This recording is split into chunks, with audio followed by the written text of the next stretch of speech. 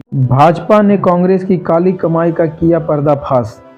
जी हां, मैं आपको बता दूं कि झारखंड से कांग्रेस के राज्यसभा सदस्य धीरज प्रसाद साहू के घर और कार्यालय पर आयकर विभाग की छापेमारी बीते 72 घंटों से भी अधिक समय से जारी है। इस दौरान 300 करोड़ से अधिक की नकदी बरामदी की जा चुकी है। बरामद नकदी को गिनने के लिए लगाई गई मशीनें गिनती करते करते खराब भी हो गई। विभाग की कई मशीनें मंगानी पड़ी, तब गिनती का काम शुरू हो सका। पहले दिन बुधवार को भी 150 करोड़ की गिनती करने के बाद मशीनें खराब हो गई थी, जिसके कारण गिनती करने का काम प्रभावित हुआ था। अब आयकर विभाग की ओर से 3 दर्जन मशीनें लगाई गई हैं।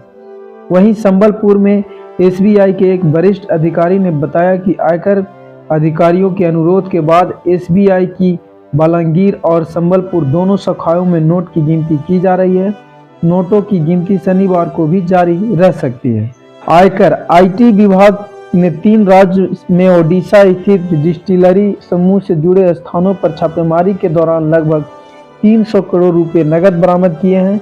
ओडिशा के बौद्ध जिलों में स्थित बौद्ध डिस्टिलरी प्राइवेट लिमिटेड से जुड़े परिसरों पर ओडिशा, झारखंड और पश्चिम बंगाल में बुधवार को शुरू हुई छापेमारी शनिवार को भी जारी है। अधिकारियों ने कहा है कि जब्त की गई धनराशि को बढ़ने की संभावना है, क्योंकि गिनती अभी भी जारी है। आईटी अधिकारियों ने कहा कि कंपनी झारखंड से कांग्रेस के राज्यसभा सांसद धीरज साहू से जुड़ी है, जबकि धीरज के बेटे रितेश साहू प्रबंधक निदेशक हैं। उनके बड़े भाई उदय शंकर प्रसाद उस कंपनी के अध्यक्ष हैं और जो अल्कोहल बनाती है। अधिकारियों ने कहा है कि बौद्ध डिस्टिलरी प्राइवेट लिमिटेड भी Baldev Sahu and group of companies बौद्ध में स्थित की एक साझेदारी फर्म है, जिस पर कर चोरी का आरोप है, जिसे लेकर आयकर अधिकारियों ने उस पर छापा मारा था।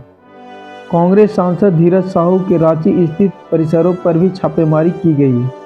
हालांकि इस मामले पर धीरज साहू, बौद्ध डिस्टिलरी प्राइवेट लिमिटेड और Baldev Sahu and group of companies ने अभी तक इस मामले पर कोई भी टिप्पणी नहीं की है।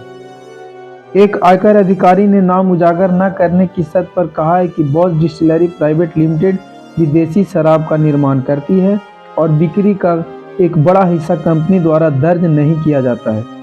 अधिकारी ने कहा है कि हमें 2019 और 2021 के बीच कंपनी की असंगत और कम लाभ तथा इनकी बैलेंस शीट में बढ़े हुए खर्चे पर संदेह था। चल रही छापेमारी पर अधिकारी ने कहा कि अकेले शुक्रवार को 3 राज्यों में आयकर अधिकारियों ने 156 बैग नकदी बरामदी की। ओडिशा के बलांगीर शहर के सुदापाड़ा इलाके में अलमारियों में छिपाई गई नकदी बरामद की गई। अन्य स्थानों जैसे ओडिशा में संबलपुर और सुंदरगढ़ जिले, झारखंड के बोकारो और रांची और कोलकाता में भी पाए गए। शुक्रवार को भुवनेश्वर में एक समूह की company Baldev Sahu infra private limited के कार्यालय परिसर से और पैसे बरामद किए गए। तीनों राज्यों में अब तक कम से कम 300 करोड़ नकद जब्त किए गए हैं। उनमें से अधिकांश ओडिशा में बरामद किए गए हैं। अधिकारियों ने बताया है कि राशि बढ़ने की संभावना है, क्योंकि गिनती अभी भी चल रही है। अधिकारियों ने कहा है कि आयकर विभाग द्वारा 3 दर्जन गिनती मशीनों में तैनात की गई है। उन्होंने कहा कि चूंकि मशीनें सीमित क्षमता की है, इसीलिए गिनती धीमी गति से चल रही है। भारतीय स्टेट बैंक बलांगीर के उप महाप्रबंधक मनमोहन सोहवाई, जिन्होंने जब्त नकदी की गिनती की निगरानी के लिए नियुक्त किया गया है, उन्होंने कहा है कि कुछ नोटों पर फफूंदा लग गई है, क्योंकि वो लंबे समय से रखे हुए थे और ऐसे नोटों को गिनने में मशीनों की दिक्कतें होती रहती है। हालांकि हमने अपनी सभी गिनती मशीनों को नोट गिनने में लगा दिया है और हमारे कर्मचारी गिनती करने के लिए ओवरटाइम काम कर रहे हैं।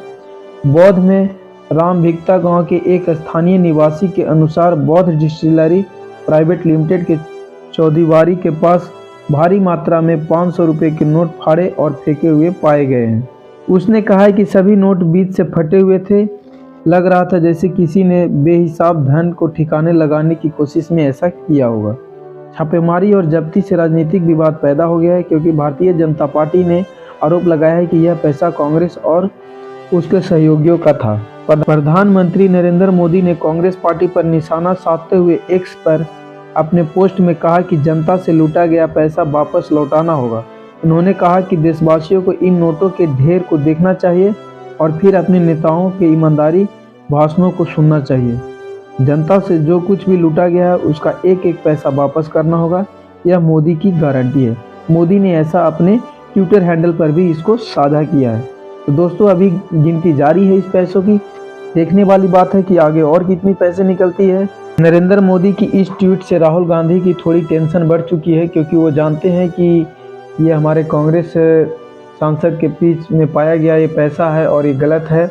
अब देखने वाली बात यह है कि राहुल गांधी क्या एक्शन लेते हैं इस पे और सोनिया गांधी, क्योंकि इस तरह से जनता का पैसा लूटा हुआ जो मोदी बेनकाब कर रहे हैं उससे जनता का विश्वास कहीं ना कहीं कांग्रेस पर से ऐसे तो उठ ही चुकी है और ज़्यादा उठने की संभावना है।